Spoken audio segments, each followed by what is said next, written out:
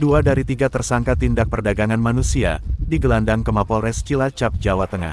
2 tersangka ini terbukti telah melakukan tindakan perdagangan manusia dengan modus akan mempekerjakan korbannya ke sejumlah negara.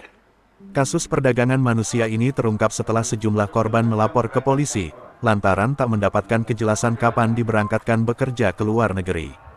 Dari hasil pemeriksaan polisi, didapatkan data jumlah korban perdagangan manusia ini mencapai 165 orang, dan kerugian mencapai 2,5 miliar rupiah. Para korban dijanjikan bekerja ke sejumlah negara, dengan syarat harus membayar uang administrasi dengan jumlah sebesar 10 hingga 100 juta rupiah. 3 tersangka adalah Sunanta, Taryanto, dan seorang perempuan bernama Salimah. 2 tersangka bertugas mencari korban ke sejumlah desa untuk dijanjikan bekerja ke luar negeri. Setelah mendapatkan korban, para pelaku kemudian membawa korbannya ke Indramayu dengan dalih menjalani pelatihan kerja. Ternyata balai latihan kerja itu bodong, dan hanya merupakan akal-akalan para tersangka untuk meyakinkan korbannya. Setelah beberapa bulan tak kunjung diberangkatkan ke luar negeri, akhirnya korban melapor ke polisi. Di mana tersangka ini merupakan perekrut dari 165 orang yang telah direkrut oleh saudara S dan T, kerugian hampir 2,5 M.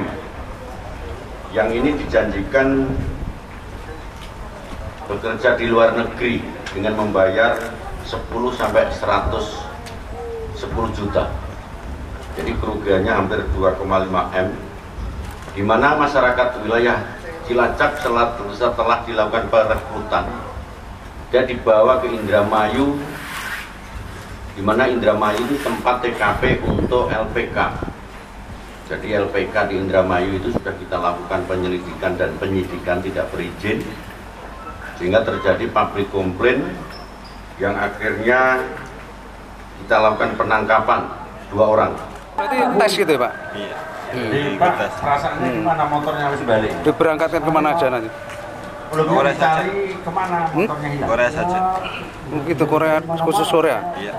Dari berapa sampai berapa bayarnya itu? Terus apa perasaan Tergantung Bapak setelah masing-masing motor? ya sekitar 10-an. 10-an juta?